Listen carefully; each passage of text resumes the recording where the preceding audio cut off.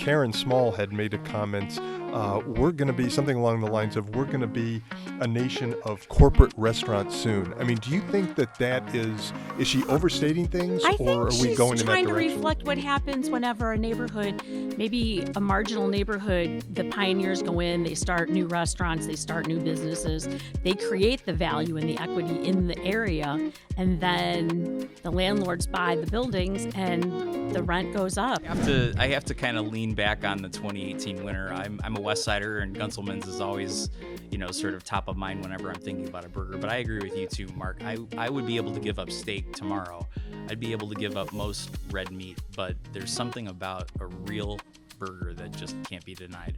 I stopped in Cent Anni, which is a new Amaro bar that opened right around Thanksgiving, but it's kind of gone viral. Everybody's finding it. It's very small. There's probably Hi, I'm Marc Bona, filling in for Josh Duke. And I'm Alex Darus. You're either watching or listening to the Dine Drink CLE podcast, where each week we bring together cleveland.com's food writers to talk about the latest goings-on in food and drink throughout Northeast Ohio. I know I had a fun weekend when it comes to food and drink because I had a chance to go to Winter Warmer Fest, which is the single best beer fest in Cleveland all year. It's a fundraiser for the Ohio Craft Brewers Association, and a lot of the brewers show up at this, so it's great. Alex, what did you do this weekend? I had a pretty low-key weekend. I was trying to channel the summer vibes a little early. I went to Ola Tacos in Lakewood, and they have a great mojito bar there. I got fresh kiwi raspberry mojito with the sugar cane and everything. So it was nice to pretend it was summer for a weekend. What about you, Paris? What were you up to? I went to the mac and cheese throwdown and judged it. So I had to have 14 samples of macaroni and cheese, and 5 of them had pork of some sort on them. That is a tough job. Who won? I would rather what be was on the winning Mark's Mac? team. The Ninja City one for the classic Mac that was vegetarian, and then the other one was a pork. One all of the them were pork ones porks. then, Yeah, there were like 9 pork winners. Yeah, well, that's fun. Maybe next year it's the mac and cheese and pork competition. No kidding. Yeah, something. But you've been busy, Paris. You had a chance recently to do a story, a couple of venerable restaurant owners in the area, Jill Davis and Karen Small at Pearl Street, and there's some issues going on there. Tell us about it.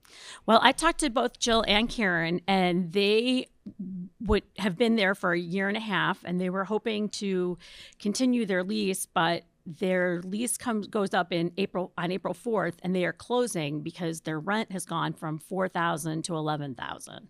Yeah, it's such a big bummer because not only was it a cool restaurant, bar, wine bar space, but it was also had a great market. They sold a lot of great wine and great tinned fish and stuff like that. So that's really sad to hear them closing. And it kind of sounds like it's not they're making the choice to close. No, they didn't choose to close. The building was purchased 4 years ago by Harsak's Management from Ohio City, Inc., and there's a lot of development reasons that the cost went up, according to the owners of the management company that owned the building.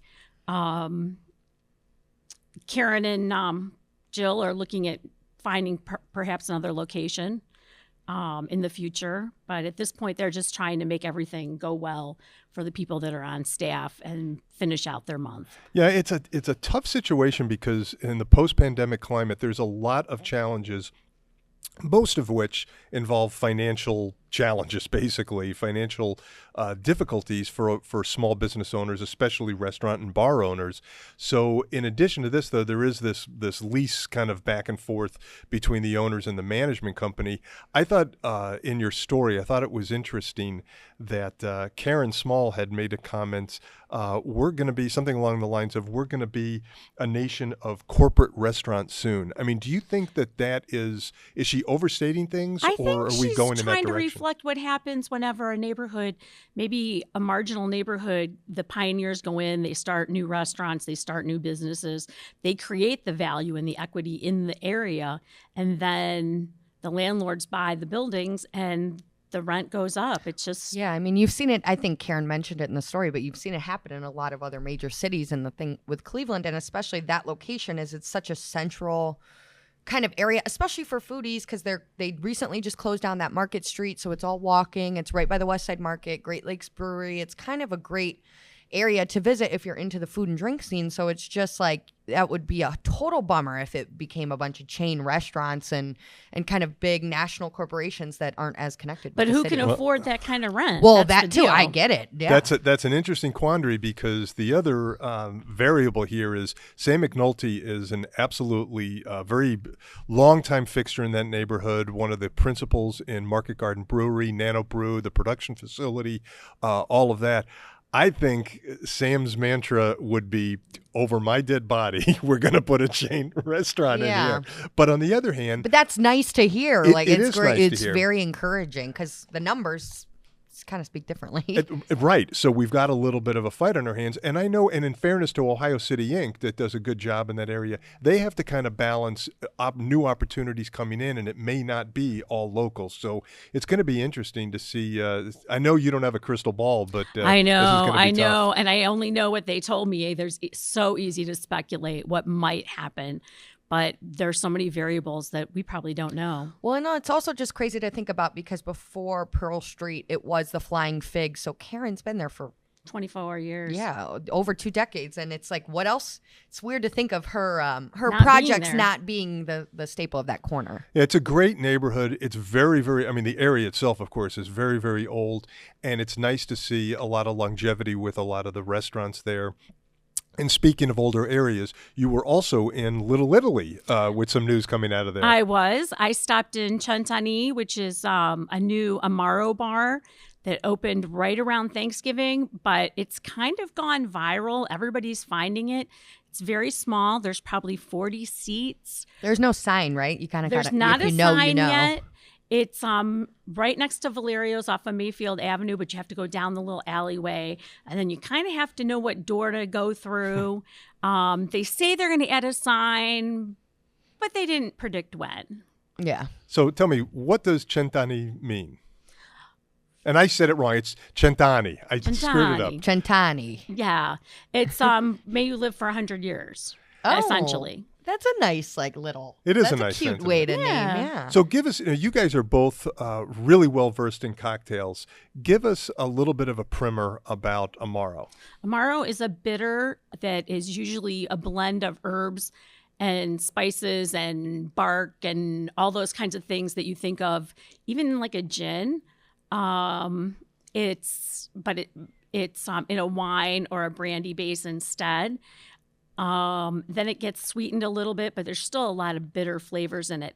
It used to be used as a apothecary, something to cure stomach ailments or something. And a lot of families all just made their own. Yeah. That's funny you say that because someone once told me that they were like that gin is supposed to help your stomach if you have an upset stomach, and I'm like, that is the last thing I would be reaching for if I had a That stomach ache. is an old wives' tale about a lot of drinks, and I don't think gin is the only one. Yeah, no, but No, I know my but I parents do used kind to. of get the herbal part of it. But no, a Yeah. bitter would or an Amaro would make a little more sense, I guess. Yeah, than a gin. I I've think had so. some really good Amaro, and I've had some really bad Amaro. What you said was interesting. There is an earthy quality to it, and sometimes though, bark is not a really appealing flavor to me personally. But there is a lot of like woody kinds of things. There's one, I hate Characteristics, to yeah. say, but I was sitting there tasting it, and I have not quite acquired that taste, and it tasted like licking a muddy boot. What was it? It was. I thought it might have been the Fernet. I knew you were Bronco. going to say that because do you know that that's Fernet? That's what all the bartenders drink. Yes, it's the bartender handshake. Yeah, they all do shots of Fernet, and it tastes. See, To a newcomer, it tastes like licking a muddy boot. okay, I've done a shot of it, as opposed to a friend had said a shot of Fireball or that, and I was like, I'm not going to do a shot of Fireball. No. But it has that flavor, but it doesn't. It does kind of settle your stomach. Like, you don't drink it and you It think you're works gonna. for me. It did not make me like, oh, when you take a shot and you instantly kind of feel queasy. Like, it did kind of work. So maybe. I'm boring. I just want to have a little cognac or digestif after dinner, maybe. That's But about it. don't they have other cocktails here too? Don't they have a espresso martini with Parmesan. Yes, they do. Would you try that, Mark? No. I would not try that. Although, now you had a story a few weeks back about the trending drinks and cocktails going forward in 2024 at the beginning of the year. And as I recall, espresso martinis were one of the top two. They are among the for top sure. two. Espresso martinis and margaritas are the hottest drinks. Yeah. Very cool. I don't know about with cheese, but they might, it's I'm very gonna little try it. Italy. I'm going to try it. It's very little Italy. And now we're joined by Best of reporter Pete Chakerian, who's going to talk a little bit about the best burgers contest we have going on at cleveland.com. Hi, Pete. Hey, friends, how's it going? Good. So burgers, what's going on? Why'd you guys pick burgers? Well, I think it's that time of year where we're all starting to think about spring and summer. We're thinking about barbecue. We're thinking about all kinds of fun things that we would want to do during the summer. And definitely one of those is grabbing a good burger. Yeah. And I know one thing that you guys are looking for with this is the best burger establishment, not maybe the best individual sandwich, but the best place that makes a burger. Is that correct? That's correct. And you yeah. think those are like two different things to you?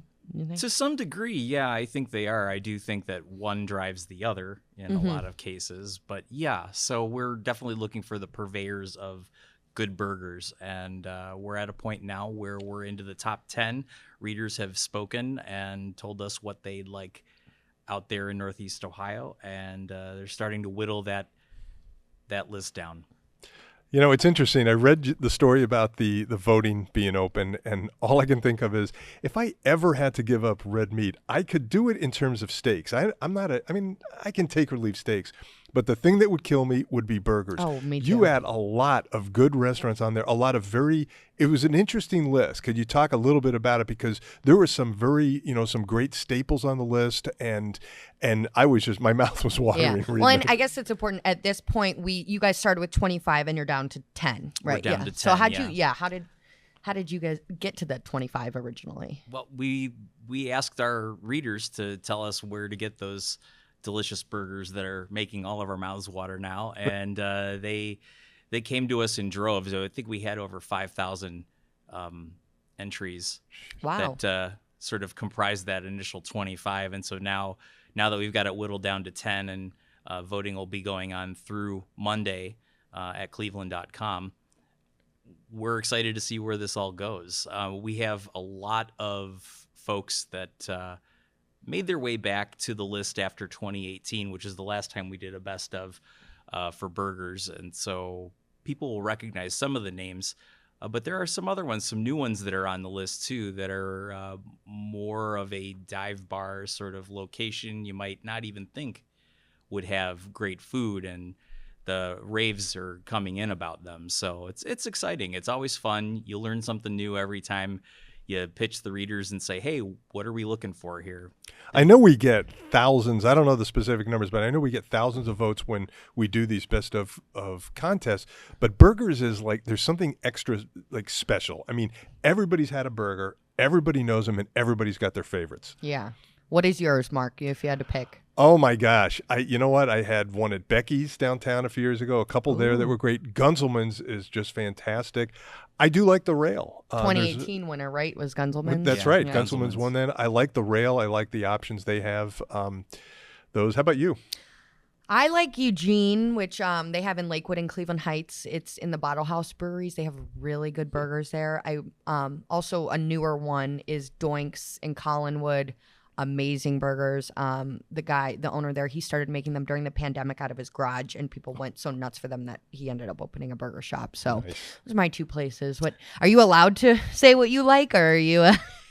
I have to kind of lean back on the 2018 winner. I'm a West Sider, and Gunzelman's is always, sort of top of mind whenever I'm thinking about a burger. But I agree with you too, Mark. I would be able to give up steak tomorrow. I'd be able to give up most red meat, but there's something about a real burger that just can't be denied. Yeah. Yeah, I love it. And my wife loves to grill and barbecue, and she makes, the truthful answer, Alex, is anything my wife makes That's is my the right favorite. answer. But she just has correct. a specialty burger that is just fantastic. A little secret that she has on it, but I love it. Oh. Are you allowed to share? I don't want to. No. I will. Actually, the key is she will pack it as as lightly as she can without it falling apart on the grill. She doesn't just beat the living heck out of it. And she just watches it, and it is so just sink your teeth into mouth-watering burger. Now I'm hungry. I'm thinking about it too. The last burger that I had when I was out of town in Chicago, they put a bone marrow bordelaise sauce on it, and it was the most ridiculous thing I think I've ever had. Now I'm on the hunt to find one here. Ooh. Okay, now I will say this, since we've morphed this from maybe the generic, not generic, but run-of-the-mill type of burgers. Right. One of my all-time favorite burgers, it was also the most expensive burger I've ever had, it was unbelievable, is Le Burger. Le Burger is sold, it's made tableside at Edwin's, where they grind the beef right there.